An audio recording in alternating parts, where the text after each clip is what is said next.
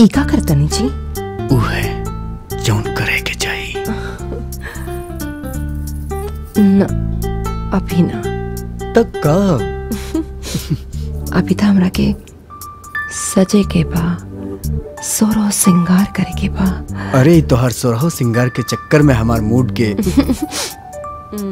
अरे अइबू न तो जइबू का भैया अभी ले तैयार ना भइला? सब केहू इंतजार करत आरे। अरे पागल भौजी जौन तोर भौजी बाड़ी नु कंफ्यूज करके धो देले बाड़ी। कभी कहा तारी हाई पहिना, कभी कहा तारी हाउ पहिना। तू न अरे प्रियंका कहाँ जाए के रहे? गांव के मंदिर में पूजा बा, ओहिजा सब घर परिवार के जाए के बाटे।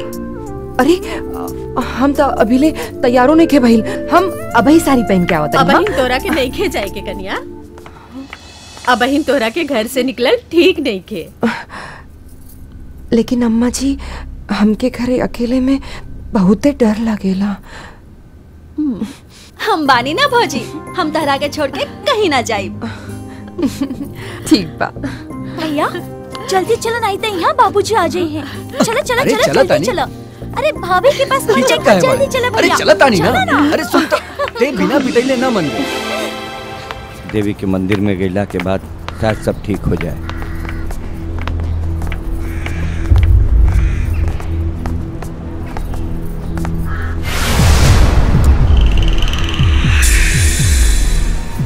लगता कि भगवान आज हमरा पे मेहरबान बाड़े। आज हमर दिल के अरमान पूरा पूरा हो जाएगा।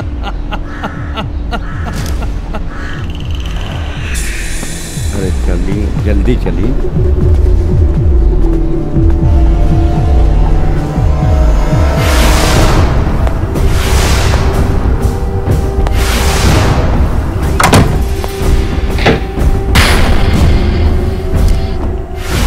अच्छा सुनो ना, दहिया बड़ा चुनचुना था, तनी पानी गरम कर दे तो हम नहा लेती। देहिया बड़ा चुनचुना था। ठीक बा, हम पानी गरम करके ले आवतानी, रउआ नहा ले। चल भाग।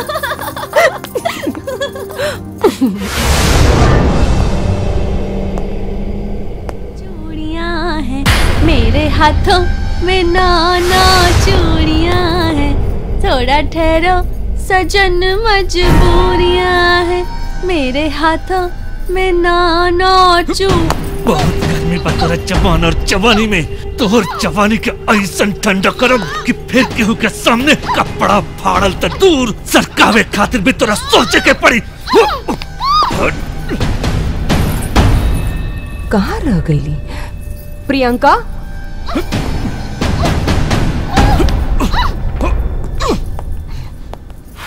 प्रियंका प्रियंका प्रियंका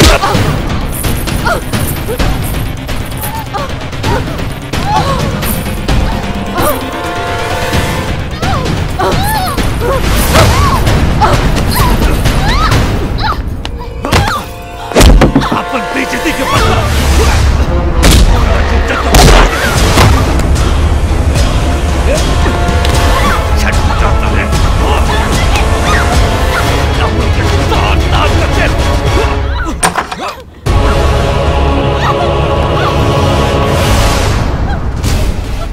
का रे वर्दी पहन के गुंडागर्दी करता रे? हाथ तोरा देही में नमक हल्दी पोत पोत के मारो।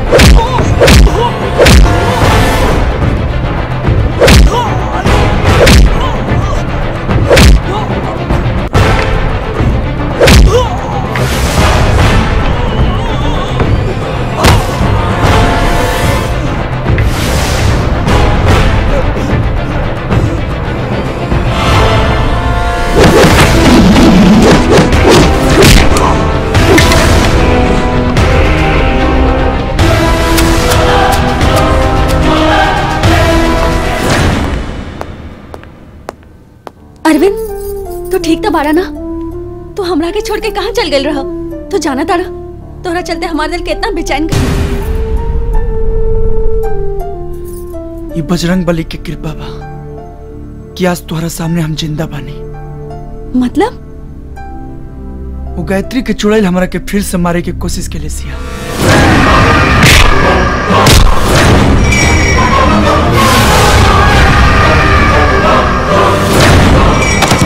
बजरंग बली की कृपा रहे कि हम बच गए नहीं। जय बजरंग बली। अरविंद, अरे भाऊजी, भाऊजी, भाऊजी, भाऊजी, तो ठीक तो बारू ना? भाऊजी, भाऊजी,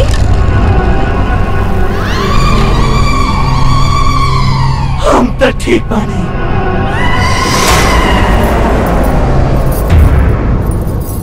लेकिन आप अपना ठीक ना रहे।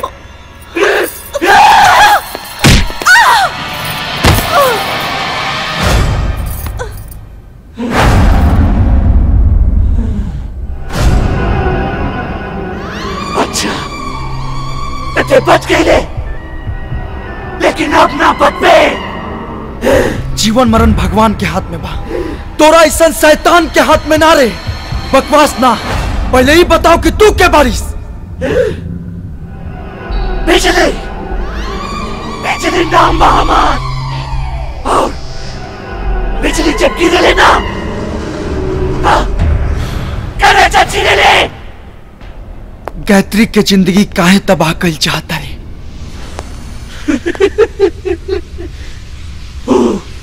वो हर जाई के तबाही, हमके हमर प्यार दिलाई। हाँ? तोरा गायत्री के प्यार से का संबंध बा? इनका शादी हो चुकल बा। वो शादी ना, वो अपन बर्बादी के लिए बिया। सूरज, सूरज, सिर्फ हमार प्यार बा। वो हमरा से हमार प्यार छीन ले बिया। अब हम ओकरा से होकर खुशी छीन ले। खुशी छीन ले। सूरज सिर्फ हमारा में, हम अपन प्यार के हासिल करके। ये संभव बा, ते मर चुकल बारे और तोर दुनिया अलग बा। इतिहास गवाह बा कि ना कबो शैतान इंसान के प्यार पा सकेला और ना ही इंसान शैतान के। अब हमें नया इतिहास रचाई। यह संभव करके दिखाई दे।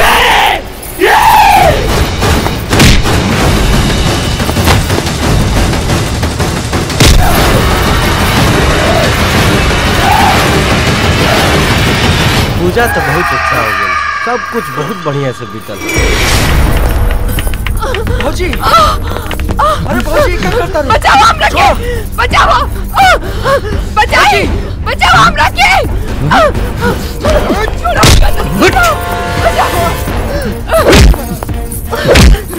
मारे कमीना के, ये हमारी इज्जत लूटना चाहते रहो। मारे कमीना के, जिंदा मत छोड़ियो। ना भैया,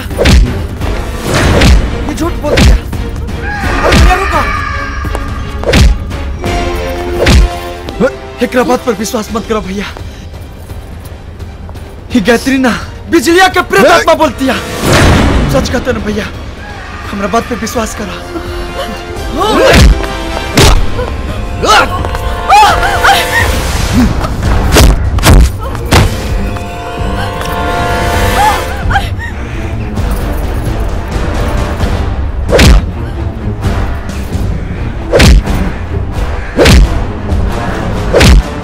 अरे बाप रे, अरविंद,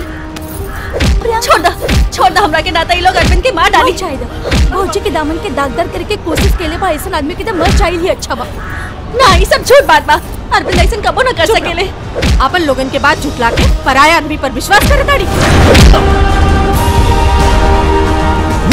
भैया ये का कइले बा?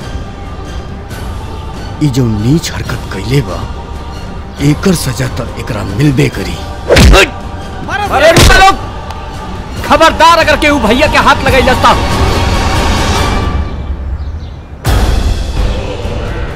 तेहू कम लतखोर ना हवे, कौनो तोरा तनिको हबगब ना बुझाए, केहू के कहीं से भी लाके खड़ा कर देवे और इन नीच के समझा दे आज के बाद हमार घर परिवार के आसपास भी तकलास तो एकरा बीचे बीचे फाड़ दे। आखिर का भइला? पूछ एकरे से।